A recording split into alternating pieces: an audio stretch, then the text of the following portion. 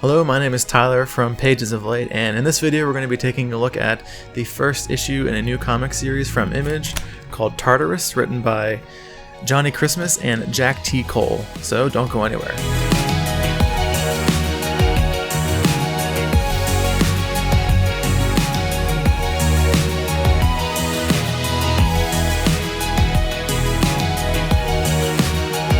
Welcome to Pages of Light, where we do reviews and analysis from a Christian worldview. If that sounds like something that you're into, you can hit the subscribe button and the bell down below so you don't miss any new videos. Alright, let's get into this review. A new adventure series with all the sci-fi drama of Breaking Bad set in Mos Eisley. Promising young cadet Tilda is framed for crimes against the Empire after discovering her mother was the ruthless warlord of the deadly colony Tartarus, a vital player in the Galactic War. Now Tilda's only way home may be to reclaim her mother's dark crown. To kick off this review, one of the things I enjoyed most about the first issue of Tartarus was the world building. The first half of the oversized issue is essentially a prologue to the main story, which follows Tilda, and it does a good job of setting up all of the major players involved in the story. Additionally, there is a map of the local area of space, and there's a schematic of the pit, which is a prison underneath the mining colony of Tartarus, and then in the back of the comic there's a magazine ad for a dating app.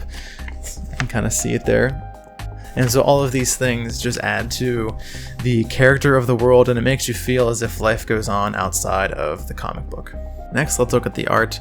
Personally, I was not a huge fan of the art style. It's a little cartoony and has a lot of pastel colors, which made it sometimes hard to depict what the artist was trying to show us in the panels.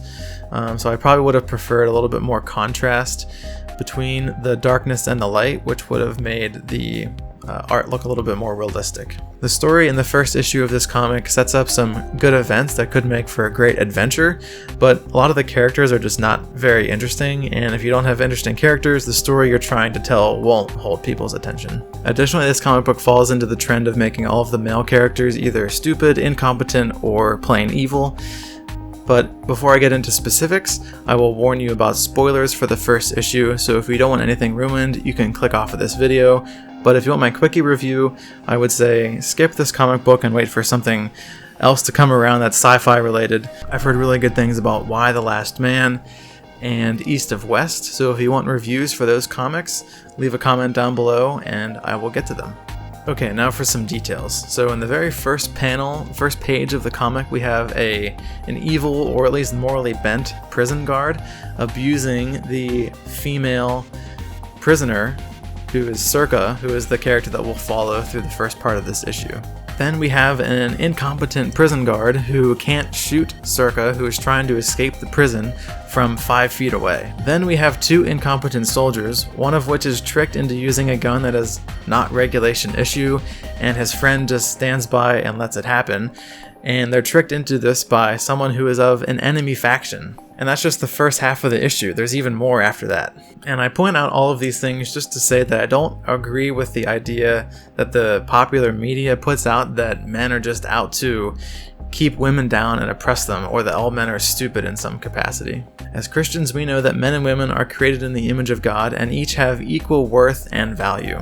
And we know that men and women have been given unique gifts by God, and to say that men and women are equal in every way is to say that we know better than God what is best for us or how society should run.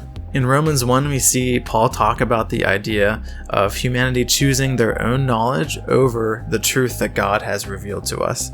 And in verse 20 and following, we read, "For since the creation of the world, his invisible attributes, his eternal power and divine nature have been clearly seen, being understood through what has been made, so that they are without excuse. For even though they knew God, they did not honor him as God or give thanks, but they became futile in their speculations, and their foolish heart was darkened. Professing to be wise, they became fools, and exchanged the glory of the incorruptible God for an image in the form of corruptible man, and of birds, and of four-footed animals, and crawling creatures." And so today we see people who profess to be wise, but in reality they are fools, ignoring the truth of what God has revealed. And today people worship themselves, incorruptible man, instead of the God that they know exists, but they just choose to ignore. In part 2 of the issue, we jump ahead 17 years and we see Tilda grown up after we have seen her as an infant in the first part. And she's in the Baxton military as a cadet, and she doesn't know anything about her mother, Circa, and what happened to her. And through a few series of events, Tilda goes to a med lab to help her grandmother get some kind of treatment for a disease that she has. And in this process, she finds out that her grandmother are not actually related, and all of their medical records are forgeries. And so because she discovers this information, the military takes her into custody, and they take her to General Cabe, who is the High Commander of Olympus, and he tells her the full truth of what happened to her mother. And it's here where General Cabe, who is a man by the way, makes such a monumentally stupid decision that he takes Tilda to some remote part of the station. He tells her all of the truth of what's going on and who she is, and he says that because of this you need to kill yourself. And he gives her his only weapon, which is a magical sword, it seems, because it's on fire. But how could this possibly be a good decision in this situation? Why does her knowing the truth about who her mother is make her a threat when she never even knew her mother? Wouldn't they want to talk with her about the situation, get her reaction, see what she wants to do?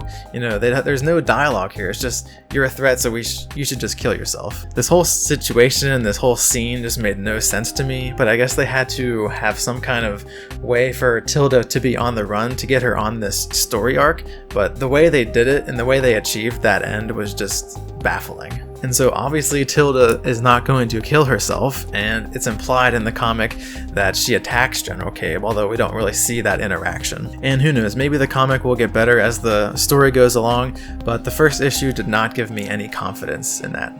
Alright, that's going to do it for this short review. If you want to see me review more of this comic, please let me know in the comments. Maybe I'll get the Volume 1 trade when it's released. The question of the day is, what do you think of the portrayal of men and women in popular media? So let me know what you think in the comments below. So if you like this video, hit that like button down there and hit the subscribe button and the bell so you don't miss any new content. I am planning to do a review of the 3 books in the Hunger Games trilogy in preparation for the new book that's coming out on May 19th, which is called The Ballad of Songbirds and Snakes, so stay tuned for that content. Thanks for watching, and I will see you guys in the next video.